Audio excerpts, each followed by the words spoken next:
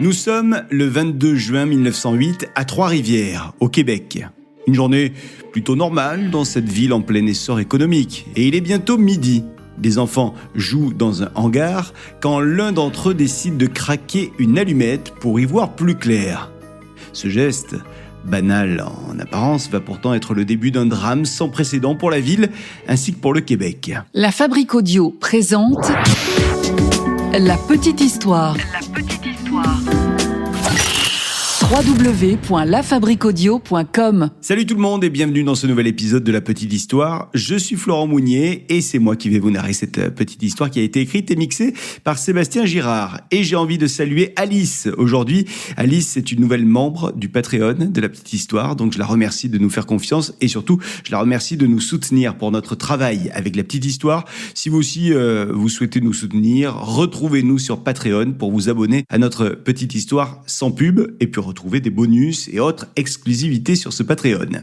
Tant qu'on est dans les remerciements, merci à Jean-Philippe qui nous a envoyé un message via Spotify, histoire de nous demander de faire un podcast sur l'incendie de Trois-Rivières. Donc on va s'y pencher aujourd'hui. Un drame qui est très connu au Canada, mais qui l'est beaucoup moins en Europe. Et donc sans plus attendre, direction le Québec. Ah ouais. Quelle histoire ça aussi. Alors avant de parler de ce drame, on va faire un petit peu les touristes pour mieux connaître cette ville et notre guide, c'est Sébastien. Sébastien qui a eu la chance de visiter pendant ses 4 ans de vie au Québec, cette belle ville de Trois-Rivières. Alors vous l'avez compris, Trois-Rivières se trouve au Québec et pour être plus précis, elle est entre Montréal et Québec, la ville de Québec, le long du Saint-Laurent, sur sa rive nord et à l'embouchure de la rivière Mauricie. D'ailleurs, c'est parce que la Mauricie se jette en 3 parties dans le Saint-Laurent qu'on l'aurait appelée la ville Trois-Rivières, même s'il s'agit d'une seule et même rivière. Alors aujourd'hui, c'est plus de 139 000 personnes qui vivent là-bas. Et savez-vous comment on appelle les habitants de Trois-Rivières ? Non ? Pas d'idée ? Bon, eh bien ce sont les trifluviens et les trifluviennes. C'est sympa comme nom, hein ? Moi j'aime bien. Bon, la ville Trois-Rivières est considérée comme la plus vieille ville industrielle du Canada. Presque 20% du PIB de la ville vient de la fabrication, la ville ayant été donc pendant longtemps la capitale mondiale du papier. Aujourd'hui, Trois-Rivières est une ville prospère où il fait bon vivre, une ville avec des événements reconnus dans toute l'Amérique. Je pense notamment à une épreuve du calendrier de la compétition automobile NASCAR. Ça, Sébastien, il adore. Mais Trois-Rivières, c'est aussi un lieu calme avec des randonnées en nature qui sont magnifiques. Celles et ceux qui aiment aller se balader, vous allez y trouver votre bonheur là-bas.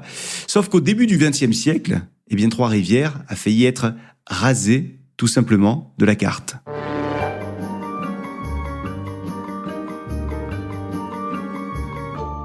Nous sommes donc le 22 juin 1908, un petit peu avant midi.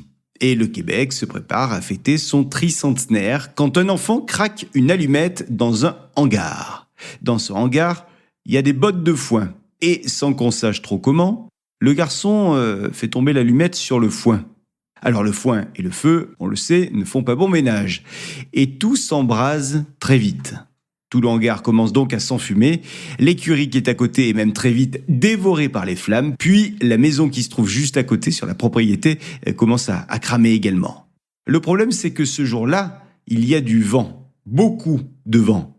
Il est midi passé, les quelques pompiers de la ville arrivent sur place et ils constatent que le feu progresse de toit en toit et gagne les bâtiments alentours de la rue Saint-Georges. Alors les pompiers font de leur mieux, mais le manque de pression d'eau dans les tuyaux rend la tâche difficile, voire même impossible. Et 15 minutes après leur arrivée, ils doivent reculer. Ils doivent reculer parce que les flammes s'étendent désormais de tous les côtés et encerclent les combattants du feu. Quelques minutes plus tard, c'est déjà plus d'une dizaine de maisons qui sont en feu. À 15h, toute la ville est désormais en danger. Alors, le maire demande du renfort à d'autres villes et villages alentours. Et il contacte notamment la ville de Shawinigan, de Grand-Mère, ainsi que de Montréal. 9 hommes finissent par arriver de Montréal, 8 de Shawinigan, et la ville de Grand-Mère envoie, elle, une grosse pompe par train, histoire d'apporter du débit supplémentaire qui manquait. Les habitants des quartiers environnants fuient, tandis que d'autres détruisent des hangars en bois, espérant ainsi couper la progression de l'incendie. La ville s'organise au plus vite pour héberger les gens qui ont perdu leur maison et leurs biens. Il y a des tentes qui sont dressées au cœur d'un parc de la ville, et tandis que certains habitants accueillent les réfugiés, d'autres rassemblent des matériaux de construction pour préparer l'après. L'après va arriver 3 jours plus tard. Ouais, l'incendie va durer quasiment 3 jours au total, et certains secteurs sont, après l'incendie, méconnaissables. C'est simple, tout a disparu entre les rues Fleuve, Bonaventure, Champlain et Saint-Georges qui ont été tout simplement rasés de la carte. Plus de 800 bâtiments, logements, commerces et banques viennent d'être détruits. Alors beaucoup de ces bâtiments étaient anciens, je dirais même historiques, puisque certains dataient du régime français, et il y a seulement une dizaine de ces bâtiments qui a été épargnée par les flammes. Alors des centaines de trifluviens et trifluviennes sont désormais à la rue, et le maire déclare à la presse que l'âme même de sa ville vient d'être atteinte.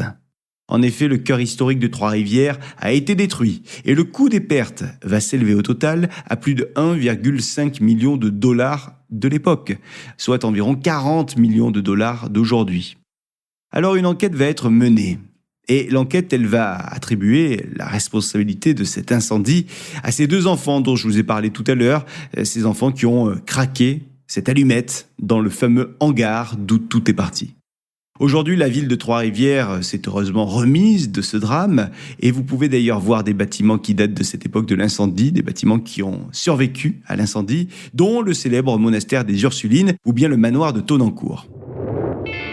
Voilà les amis pour cette petite histoire autour de l'incendie historique de la ville de Trois-Rivières au Québec. Si cette petite histoire vous a plu, n'hésitez pas à la partager autour de vous. Dites-nous également en commentaire si vous la connaissiez déjà, cette petite histoire. Je pense surtout aux gens qui nous écoutent au Québec. Vous êtes nombreux.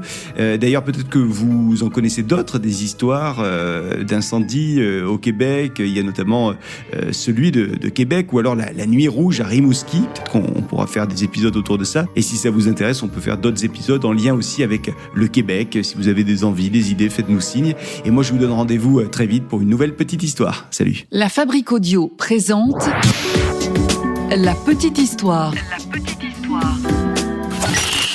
Vous souhaitez devenir sponsor de ce podcast ?